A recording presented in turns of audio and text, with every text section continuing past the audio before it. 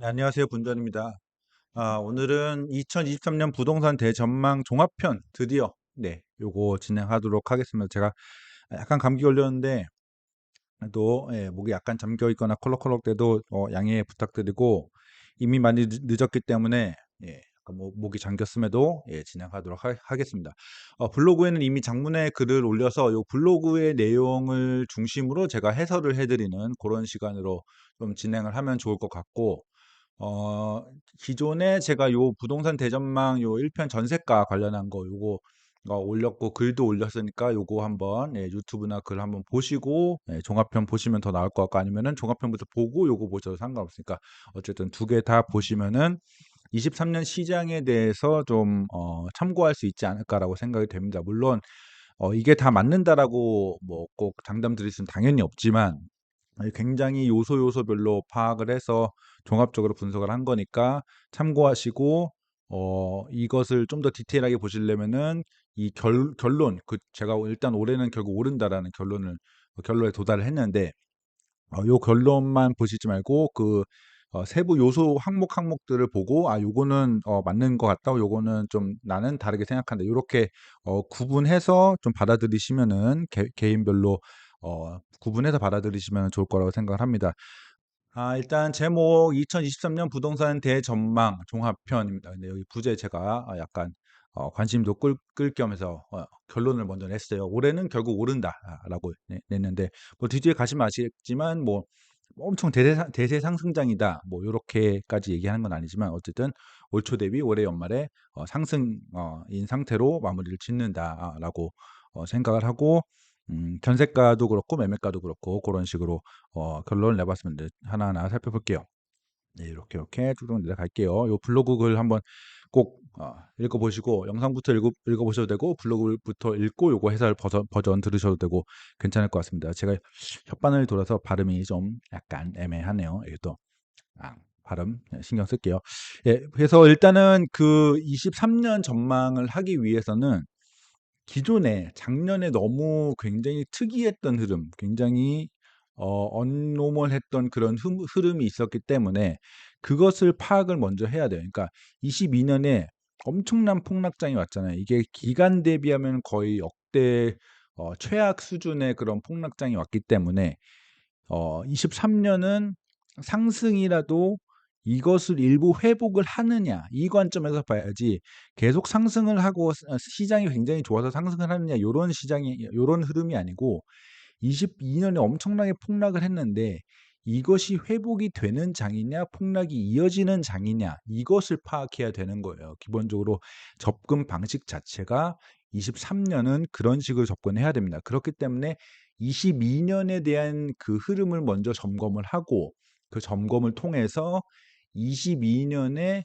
왜 떨어졌는지 폭락의 요인을 캐치하고 그 폭락의 요인들이 23 년에는 더 강화되느냐 혹은 완화되고 해결이 되느냐 이것을 분석을 하면은 23 년에 어느 정도 전망을 이미 할 수 있어요. 고것만 해도.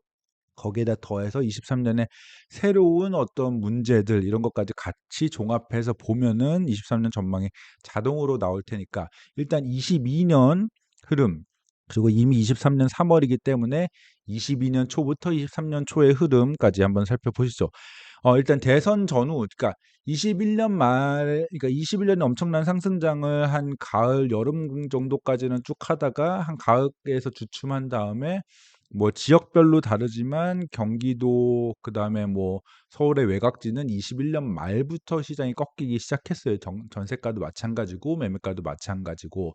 그런데 이때 거래량도 갑자기 확 줄고 막 요런 상황이었는데 이때 사람들이 뭘 주목했냐면은 대선을 주목했습니다. 그래서 이때 조금 분석에 좀 혼란을 줬었어요, 사람들이.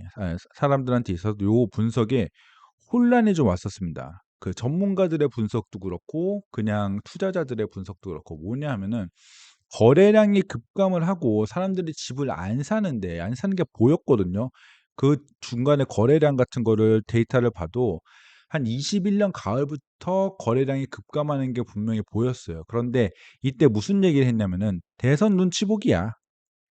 대선 이 보수당 출마하는 후보가 되느냐, 뭐 진보당 후보가 되느냐, 뭐 이래 가지고 여기에 따라서 막 또 둘 다 굉장히 극단적인 어떤 성향을 보이고 있었기 때문에 그거 끝나고 나면 불확실성 해소로 누가 되든 간에 오른다, 이런 어떤 희망 섞인 시나리오가 나오고 있었는데, 그런 상황이 끝나고 나서 대선이 끝나고 보수당 후보가 당선이 됐습니다. 보수당 후보가. 그랬더니 그때 보수당 후보가 현 대통령이 그 공약된 때 내보냈던 그런 공약들, 선거 때 내보냈던 그런 공약들이 시장의 회자가 되면서 주식은 폭락하고 뭐 가상화폐도 폭락하고, 그런 상황에서도 부동산이 거래가 늘고, 그 일부 지역들은 21년 말보다 가격이 더 올라가는, 잠시 동안이지만 올라가는 그런 흐름을 보이기도 했었습니다. 그러니까 전반적인 자산 시장 흐름은 금리가 올라가고 물가가 올라간다, 막 요런 우려로 인해서 주식부터 폭락을 했고, 뭐 가상화폐도 폭락했고, 이러면서 이렇게 쭈쭈쭈쭈 이렇게 떨어지는 그런 흐름이었는데, 이런 기본적으로 자산 시장 자체는, 부동산은 이런 대선이라는, 워낙 부동산 시장이라는 게 정치나 뭐 그런 행정 요런 쪽에서 영향을 많이 받기 때문에 부동산 시장은 그나마 조금 버티고 있었어요. 2021년 초까지만 해도, 대선 전후까지만 해도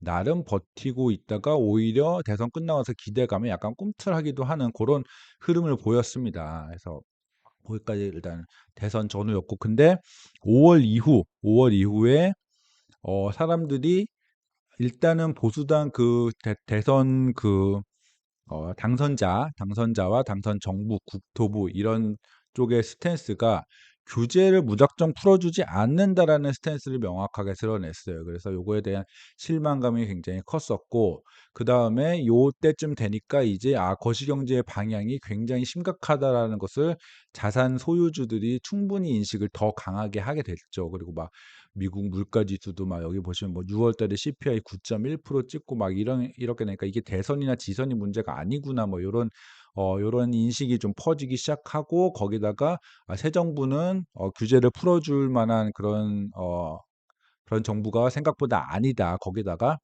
또 하나의 희망 회로였던 지방선거, 요 유명한 짤 있죠. 지방선거 이후로 무조건 급등한다라는 그런 이제 또 썰이 있었는데, 지방선거 끝나고도 아무 일도 없었고 별로 기대할 게 없으니까 결국은 기대했던 거 다 무너지고, 그다음에 그 기존에 버텼던 그런 기대했던 것들 그런 무너지고, 실질적인 경제 문제들, 그런 자산 시장의 문제들이 한 번에 빡 다가오면서 이제 6월부터 명확하게 크게 꺾이기 시작해요. 그러니까 작년 말부터 꺾이는 지역들, 경기도나 요런 꺾이는 지역들은 분명히 꺾였는데, 전반적으로 굉장히 크게 떨어지는 것은 딱 요때쯤부터라고 생각을 하셔도 될 것 같아요. 한 5월, 6월 뭐 요쯤부터 해서 확 꺾이기 시작해요. 그래서 그전에도 연초에도 그렇고 21년 말에도 그렇고 굉장히 집이 안 팔리는 거래 절벽이 상황이 되었는데, 이때부터는 더더더 거래 절벽인 상황이 이제 형성이 되고, 그때쯤에는 이제 이 선거에 기대던 그런 매도자들도 더는 못 견디고 막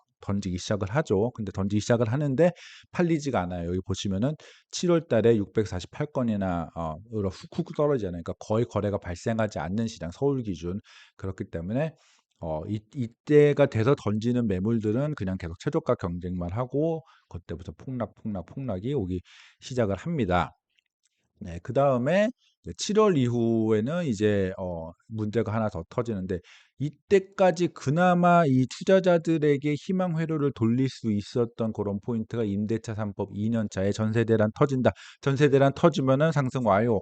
요거였는데, 7월 이후에 임대차 3법 2년 차가 됐는데, 사실 임대차 3법 2년 차로 전세 대란이 올 거면은 8월부터 시작이니까 6월부터, 한 5월, 6월부터는 조짐이 보였어야 되는데 전혀 조짐이 보이지 않고, 오히려 매물들이 더 쌓이고 전세가 하락하는 그런 흐름을 보이기 시작했거든요. 그래서 요 전세 대란 썰도 없었던, 사실은 사실이 아니었던, 실제 하지 않은 그런 예측이었던, 잘못된 예측이었다는 게 드러나면서 문제가 됐고, 거기다가 전세 대란은커녕 전세 폭락이 실질적으로는 임대차 2년 차가 유발하는 그런 효과였어요. 그래서 임대차 한법 2년 차가 돼서 전세가가 더더더 떨어지니까 문제가 더 생기면서 매매가 폭락이 더 강하게 오기 시작했습니다. 그러니까 이때 뭐 선거에 대한 어떤 실망감 요런 거, 그다음에 그때부터 이제 실질적으로 다가왔던 고금리와 뭐 고물가, 자산 시장 폭락 등 뭐 요런 실질적인 거시경제의 문제들이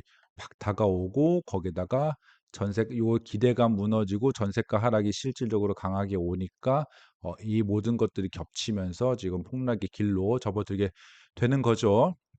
그래서 보시면은 S 이 가격 흐름 보시면은 2021년 12월 뭐 2월 한 3월까지만 해도 보시면은 26억 7천, 거의 최고가 수준의 거래가 22년 3월까지만 해도 발생을 했어요. 그리고 6월까지만 해도 1층이 24억에 거래되는 그런 고가 거래가 여전히 발생을 하고 있었는데, 이때부터 쭉쭉쭉쭉 떨어지기 시작합니다. 보시면은 22년 7월 18일에 145동 뭐 7층이 지금 22.5억인데, 예전에 요 145동 같은 동에 26억 7억까지 26.7억까지 갔던 그런 동이거든요. 그리고 요 21년 12월에 165동 20층이 26.45억, 26.5억 정도에 거래됐는데, 8월에 돼서는 같은 동 7층이 19.5억까지 떨어지는, 이제 정말로 폭락의 길로 접어드는 그런 상황이 벌어졌죠. 네, 그다음에 22년 말은 이제 전세가 하락이 매매가 하락보다 훨씬 빠른 시기니까 전세가 하락이 정말 본격화되는 그런 시기였습니다. 그때 이제 드디어 문제로 실질적인 그전에 좀 있었는데 정말로 강한 문제로 등장한 게 이제 역전세 문제였죠. 역전세 문제가 예측은 됐었으나 좀 더 생각보다 좀 더 빨리 온 그런 상황이었습니다. 그래서 역전세 문제가 현실로 다가오면서 기존 전세 신규로 계약했던 전세 가격보다 2년 후에 만기가 되니까 뭐 3억, 4억, 5억을 돌려줘야 되는 그런 상황이 오니까 이제 그 집주인들이 견딜 수 없어서 매물로 막 던지는데, 거래 절벽 상황이기 때문에 매물로 던져도 안 팔리고, 그러면 더 낮추고, 그 역전세 걸려 던지는 매물들이 한두 개가 아니기 때문에 서로서로 어떻게든 팔려라면서 최저가 경쟁을 하면서 집값의 급락이 가장 강하게 온 게 오히려 22년 말이에요. 물론 단지별로 좀 다릅니다. 이제 단지별로 좀 다른 게 11월인가 뭐 그쯤에 이제 그 15억 대출 규제 해제를 해주면서 잠실이나 약간 고가 주택 같은 경우는 조금 뭔가 숨통이 트이는 그런 상황이 되기도 했는데, 전반적으로는 22년 말에 역전세 문제가 강하게 다가오면서 22년 11월, 12월에 가장 폭락을 한 그런 상황이었습니다. 그래서 마지막으로 역전세, 전세가 폭락이 세게 오고, 그로 인해서 역전세 문제가 다가오면서 매매가 폭락이 가장 세게 왔던 것이 22년 말이다. 그래서 요런 흐름이 22년에 있었던 것이라고 보시면 될 것 같아요. 그러면서 그때 이제 그 가장 시장 심리도 최악이었고, 둔주 청약도 막 생각보다 통장 개수가 적게 들어오고 막 미분양난에 막 요런 정말 그 시장 분위기 최악의 하락론자들이 가장 활발했던 시기였습니다. 그리고 마지막으로 23년 초, 그러다가 23년 초에 정부가 22년에도 많은 규제 완화를 했지만 그런 것들이 거의 뭐 먹히지 않았다가 13 대책이라는 종합적인 완화 대책 그게 나오면서 시장이 좀 꿈틀꿈틀하기 시작하는데, 거기서 금리도 조금 시장 금리 기준, 대출 금리 기준으로는 1% 넘게 떨어지고, 거기에 특례 보금자리론이라는 그 유동성 측면에서의 대책, 뭐 금융적인 측면에서의 대책이 펼쳐지면서 거래량도 올라오고 가격도 일부 반등하고, 그러면서 청약 분위기도 좋아지는 현재 상황까지 이렇게 정리를 할 수 있겠습니다. 그래서 쭉쭉쭉쭉 기존에 1년 동안에 이런 흐름이 있었구나라는 거 참고하시고 넘어가 보시죠. 그래서 굉장히 어려운 1년이 있었고, 마지막에 현재 약간의 희망의 반등까지 왔다. 이렇게까지 보시면 될 것 같아요. 그래서 23년 전망을 하기 위해서 22년 살펴봤는데, 22년 그래서 종합적으로 급락의 원인을 약간 마치 챗 GPT처럼 요약을 딱 한다면은 요 네 개로 딱 요약할 수 있겠습니다. 요 네 가지 요인이 2022년 이제 급락의 원인으로 이렇게 정리를 할 수 있을 것 같은데, 그렇기 때문에 이 22년의 급락의 원인들이 앞으로 해소가 될 건지, 혹은 지금 해소가 되고 있는지, 그러니까 완화가 되고 있는지를 파악을 하면은 일단 기본적으로 23년의 중요 포인트는 다 잡아간다라고 보실 수 있을 것 같아요. 왜냐하면 워낙 폭락을 한 장이기 때문에 이 폭락한 요인들이 완화가 되는 것만으로도 굉장히 23년에는 반등의 흐름으로 자연스럽게 이어갈 수 있는 그런 원인이 될 수 있거든요. 그래서 요거에 대해서 먼저 한번 살펴보겠습니다. 자, 일단 첫 번째 가격부터 보시죠. 가격은 뭐 다 아시다시피 폭락을 했습니다. 근데 이제 이 폭락을 한 게 어느 정도냐를 좀 따져봐야 될 것 같은데요. 아시다시피 일단은 -25에서 -40% 정도 하락을 했습니다. 일단은 가격 부담이 상당히 줄었다라고 볼 수 있겠죠. 가격 부담이 상당히 줄었다고 볼 수 있겠고, 물론 저점에서 약간은 올라온 지역들이 좀 많습니다. 한 5% 정도 혹은 10% 정도는 반등한 분위기인데, 그걸 감안해도 여전히 20%에서 30% 정도는 내려온 가격, 고점에서. 물론 고점이 거품이었기 때문에 고점 대비 20%, 30%가 충분한지는 좀 따져봐야 될 부분이긴 하지만, 어쨌든 20%, 30% 내려오면서 부담이, 그 가격 부담이 그 정도는 줄었다라고 보시면 될 것 같고, 요게 어느 정도 수준으로 줄어든 것인지를 이렇게 따지려면은 가격이 몇 년도 가격 정도로 돌아갔는지를 좀 따져보면은 어느 정도 파악이 될 것 같은데, 전반적으로 20%에서 30% 내려온 가격은 19년 하반기에서 20년 상반기 정도의 가격을 보이고 있다라고 보시면 될 것 같아요. 단지별로 좀 다르죠. 29년 상반기 정도까지 떨어진 곳도 있고 한 21년 가격을 유지하고 있는 곳도 있긴 있습니다. 근데 전반적으로 19년 하반기에서 20년 상반기 정도의 가격을 보이고 있는데, 그러면은 집값이 거기까지 그 정도까지 복귀가 된 거냐라고 생각을 물어보시면은, 사실은 그것보다도 실질적으로는 더 떨어진 거라고 보셔도 무방합니다. 왜냐하면은 2019년 하반기부터 2020년 상반기까지 우리나라 사람들의 소득이 이만큼이 늘었고 물가 역시도 10% 정도 올랐거든요. 그러니까 세상이 이 경제적인 환경에서 사람들이 이 뭔가를 매수할 수 있는 여력이, 소득이 14%가 올랐고 그다음에 다른 재화들이 10% 정도 올랐는데 집값은 그때와 비슷한 수준이다라고 하면은, 명목적으로는 비슷한 한 19년에서 20년 수준으로 돌아갔다고 할 수 있지만, 실질적으로는 이때보다 더 뒤로 밀렸다라고 봐도 무방하거든요. 그렇기 때문에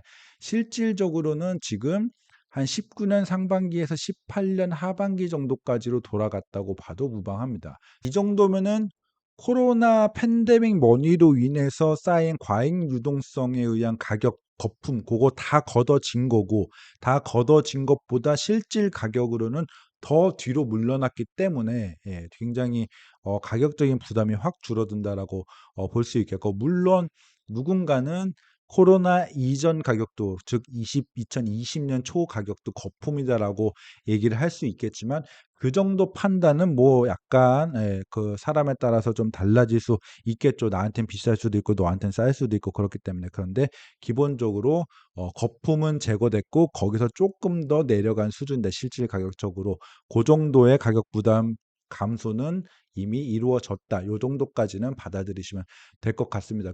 아마 가격을 평가하는 여러 가지 지표 중에 하나인 뭐 주택구입 부담 지수, 요것도 아마 지금 22년 4분기도 업데이트 안 됐거든요. 22년 3분기 지수만 있는데 그거 너무 옛날 거.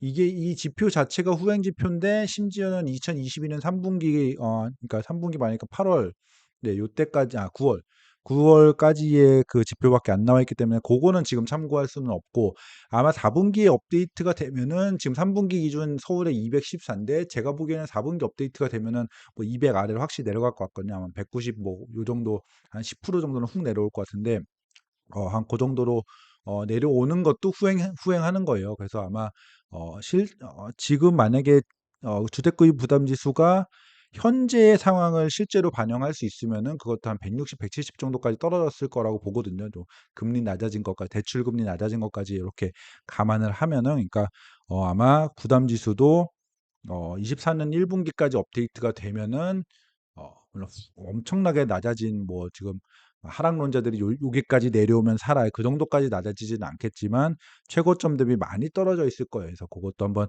업데이트하는 지수 한번 지켜보시면 좋을 것 같고, 네, 그 다음은 이제 가장 중요한, 예, 요소라고 볼 수 있는 그 금리 문제. 예, 제가 뭐 작년 11월부터 금리 떨어진다라고 외쳤는데, 그때 말도 안 된다는 소리 많이 듣고 욕도 먹고 그랬는데 실제로 금리 낮아졌죠. 그러니까 제가 금리 공부 뭐 채권 공부 많이 했거든요. 그래서 실질적으로 금리 지금 낮아지고 있고 고점 대비 지금 22년 대비해서 폭락한 22년 대비해서 지금 시장이 어떻게 될 것인가 그것을 지금 알아보는 그런 단계이기 때문에 금리도 22년의 최고점 대비해서 지금 얼마나 낮아졌는지를 한번 파악하실 필요가 있어요. 근데 실질 대출 금리는 채권 금리는 지금 약간 들쭉날쭉하면서 생각보다 뭔가 시장이나 어떤 자산 시장의 흐름이나 채권 시장 흐름이나 어떤 경제의 흐름 같은 게 생각보다는 좀 더 탄탄하게 이어지면서 채권 금리가 생각보다 추세적으로 낮아지는 어떤 속도가 좀 생각과는 좀 다른 흐름이 가긴 하는데 대출 금리 같은 경우에는 적어도 고점 대비해서는 상당히 낮아져 있죠. 그러니까 아시다시피 한 작년에 고점이 주택담보대출, 전세자금대출 모두 5% 중반에서 중후반 정도는 내야지 빌릴 수 있는 상황이었는데 현재 같은 경우에는 한 3% 후반까지 떨어졌다가 조금 올라왔어도 지금 4% 초반 정도면 받을 수 있는 상황입니다. 그리고 기본적으로 채권 금리 같은 경우 현재 대비해서 올 연말에 금리가 높아질지 낮아질지 이거를 물론 아무도 확신을 할 수 없는 게 금리라고는 하지만 그래도 컨센서스적으로 봤을 적에 아마 금융이나 경제를 열심히 공부하시는 대부분의 사람들은 어쨌든 현재의 채권 금리보다 연말의 채권 금리가 더 낮아질 가능성이 훨씬 높다라고 열의 아홉은 말씀하실 것 같아요. 지금 흐름이 그러죠. 그러니까 추세적으로는 중간에 들쭉날쭉은 하더라도 추세적으로는 올 연말 내년까지 낮아지는 흐름으로 금리가 낮아지는 흐름으로 갈 수밖에 없는 그런 상황이죠. 물론 기준금리는 생각보다 더 그 금리 인상을 멈추는 그 시기가 생각보다 뒤로 밀리긴 했어요. 요거는 다른 분들의 어떤 이코노미스트나 요런 분들의 컨센서스보다도 뒤로 밀린 것은 사실이지만 그렇다고 해도 기준금리 인상 멈추고 그 유지하는 그 단계에서 채권 금리는 점점 좀 내려가는 그런 흐름을 보일 수밖에 없거든요. 그래서 아주 특별한 그런 상황, 아주 유니크한 상황이 벌어져서 뭐 9월까지도 기준금리를 계속 인상하게 되는 그런 상황이 오지 않는 이상 기본적으로 대출 금리의 근간이 되는 채권 금리는 우하향할 수밖에 없다라고 생각이 되고 거기에다가 지금 아시다시피 금감원장과 정부에서 은행들을 압박해서 가상금리나 수익 대출 이자를 통해서 수익을 내는 것을 굉장히 압박을 하고 있잖아요. 하지 말라고 줄이라고. 그래서 아마 채권금리 내려가는 거에 더해서 그 은행의 수익을 조금 내주면서 이자율을 낮춰주는 그런 흐름이 계속 올해는 보일 것 같아요. 그렇게 될 것 같습니다. 내년에 총선도 있고 그렇기 때문에 그래서 채권금리 내려가는 것보다 조금 더 내려갈 수도 있다. 전반적으로 금리, 대출 금리, 그 다음에 예금 금리 이런 거 다 합쳐갖고 봤을 적에 올해는 우하향할 수밖에 없다. 중간에 들쭉날쭉하는 건 어쩔 수 없고 뭐 당연히 시장의 흐름이지만 추세적으로 보면 우하향을 할 것이다라고 생각이 되고 거의 아마 확실할 것이라고 봅니다. 그리고 금리가 내려가는 것은 당연히 호재죠. 당연히 집을 매수할 적에 더 싸게 어떤 어 돈을 끌어들일 수 있는 건 당연히 주택시장의 호재인데 그런 단순한 집을 매수할 적에 이자가 낮아진다라는 그런 단순한 흐름 말고 돈의 흐름 자체도 달라진다는 게 굉장히 키포인트거든요. 그래서 보시면은 전세 월세와 끝났나 그러니까 금리가 낮아지면서 금리가 높아지면서 월세 사는 게 이자 내는 것보다 전세자금 대출 이자 내는 것보다 나으니까 그 수요자들이 월세를 선호했거든요. 그런데 전세가 낮아지니까 전세자금 대출 받아서 전세에 들어가는 게 더 이익인 거죠. 월 주거비 차원에서. 그렇기 때문에 전세 월세화가 작년에 있었던 흐름이었는데 올해는 반대로 다시 전세 선호 현상이 커지고 있다라는 요 기사. 요것도 금리가 내려가면서 발생하는 어떤 돈의 흐름이라고 보시면 될 것 같고 거기다가 금리가 하락에 따라서 요구 불예금 18조가 증가했다는 요구 불예금이라는 것은 무슨 1년 적금 뭐 3년 적금 뭐 요런 거 어쨌든 금리 높고 안정적으로 이자를 받고 이득을 낼 수 있는 그런 게 아니고 언제든지 빼서 투자하고 빼서 쓸 수 있는 그런 자금, 그런 대기 자금이라고 하는데 그런 것들이 굉장히 증가했다. 해서 언제든지 투자를 할 수 있는 그런 그런 사람들이 많아졌다. 이렇게 보시면 될 것 같아요. 그래서 금리 하락이 이런 거에 영향을 줘서 전반적인 유동성을 올리는 그런 차원이 되고 있다라고 보시면 될 것 같아요. 그래서 거기다가 이제 집을 매수할 적에 혹은 집을 매수할 적에 이자가 줄어들어서 그리고 정부의 어떤 정책 대출 같은 것도 굉장히 강하게 오고 있죠. 특례 보금자리로는 비롯해서 기타 여러 가지 정책 대출이 좀 많이 있습니다. 전세 쪽에도 그렇고 해서 그런 것들이 이렇게 합쳐지면서 지금 작년 대비 여러모로 작년 대비해서는 금리와 유동성 측면에서 악재로서의 부담이 많아. 물론 그렇다고 해서 2020년에 초저금리 현상도 오지 않을 거고 2020년은 물론이거니와 2019년 수준의 어떤 저금리나 아주 큰 유동성 요런 것까지도 가진 않을 거거든요. 하지만 2022년에 아주 안 좋았던 상황에 비교하면은 훨씬 더 완화되는 그런 상황이 계속 현재도 이미 왔고 앞으로도 펼쳐질 것이라고 생각이 되기 때문에 요 부분은 굉장히 올해의 어떤 조금 긍정적인 시장을 볼 수 있는 부분에서 핵심이 되는 그런 측면이라고 보실 수 있겠습니다. 그 덕에 이제 부동산 말고 주식도 조금 우리나라 같은 경우 꽤 올라온 상황이죠. 그래서 그거 한번 참고하시면 좋을 것 같고 그래서 네 가지 악재 중에 2번 역시 좋은 흐름으로 가기 시작했다라는 측면 보시면 좋을 것 같습니다. 그리고 3번은 뭐 아주 쉽게 설명드릴 수 있죠. 누적된 규제가 이제 상당히 완화가 되었습니다. 그리고 완전히 풀린 건 아니에요.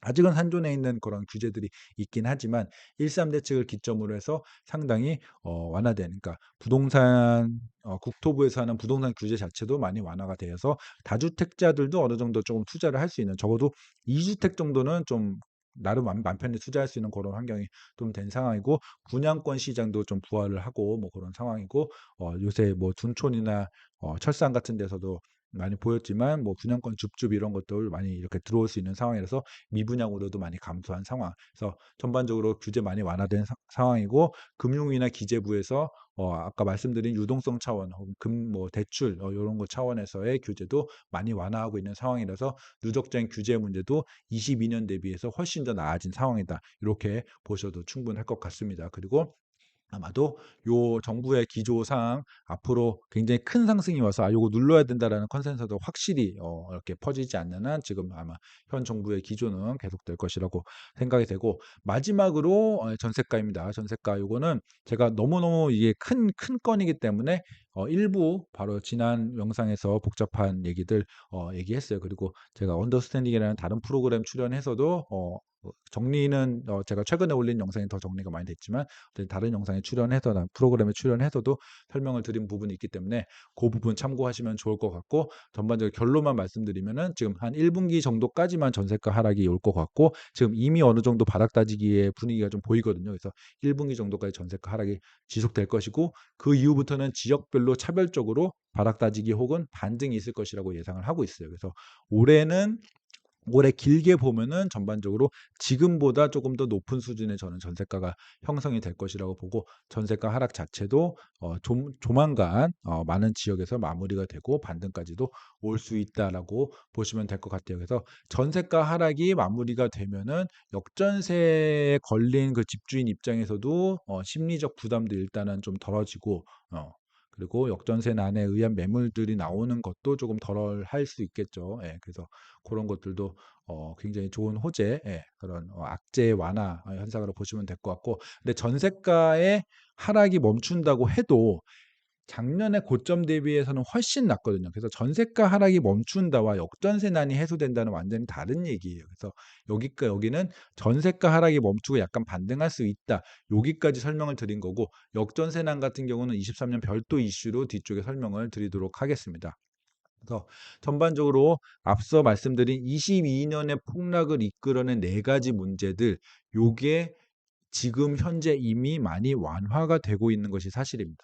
그래서 그 덕분에 23년 초에 일부 반등이 일어난 거예요. 23년 초에 일부 반등이 일어난 거는 이유 없이 그냥 가격이 싸니까 가격이 많이 떨어졌으니까 투자자들이 막 몰려서 주식처럼 저가 매수세 들어와서 가격을 일시적으로 대두께 바운스로 올려놨다라는 게 아니고 이 네 가지 요인들이 전반적으로 다 가장 문제일 때보다 완화가 되면서 자연스럽게 반등을 한 것이라고 보시면 돼요. 그래서 이번 반등을 너무 데드캣 바운스 같은 어떤 비하 같은 어떤 표현으로 신경 쓰지 말고 의미 있는 반등이라고 보셔도 저는 충분할 것 같고 이유 있는 반등이라고 보셔도 충분할 것 같고, 그리고 앞으로의 이 네 가지의 문제 완화, 해결 요 상황도 올해 내내 괜찮은 흐름으로 흘러갈 것이다라는 그런 추정을 제가 위에 자세한 설명을 통해서 말씀을 드렸어요. 그렇기 때문에 22년의 폭락으로 이끌었던 가장 큰 문제들이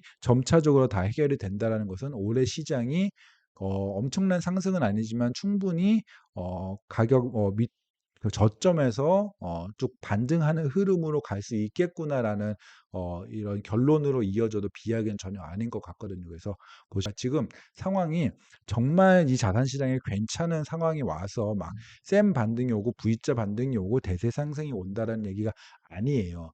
2022년 말이 정말 모든 악재들이 겹쳐 있고, 제가 앞서 말씀드린 네 가지 말이 네 가지지 그게 엄청난 것들이 복합적으로 겹쳐 있는 네 가지 그 악재들이 한꺼번에 겹쳐서 22년 말에 마지막으로 폭락한 그런 상황이고, 곱게 프라이싱 된 게 폭락한 가격인데, 그것들을 다 최악의 수준에서는 벗어났어요. 예. 그 최악의 악재 겹침 상황이 벗어났어요. 그런데 그 최악의 악재가 겹쳐있던 고상으로 다시 돌아갈 가능성이 거의 없어요. 그러니까 지금 다시 전저점으로 떨어지고 다시 2차 폭락이 와서 예전 가격보다 예전 최하의 저점보다도 더 떨어질 가능성이 사실은 없다라고 보는 게 맞는 거죠. 근데 문제는 제가 22년에 폭락한 문제의 흐름, 요게 굉장히 좋은 흐름으로 갈 가능성이 높다라고까지 설명이 드렸는데, 사실 23년에 새로운 문제가 생길 수도 있잖아요. 그래서 고거까지 정리를 드리면은 23년 흐름 완전히 MEC하게, 예, 타이트하게 다 정리할 수 있는 그렇게 생각이 돼서 23년에 추가적인 하락 리스크 혹은 큰 상승을 막을 수도 있는 그런 요인들을 추가적으로 분석을 해서 22년 문제점 해결되는 거랑 같이 버무려서 판단을 하면은 분명히 논리적으로 좀 완성이 되지 않을까라고 생각이 돼서 그것까지 한번 살펴봤습니다.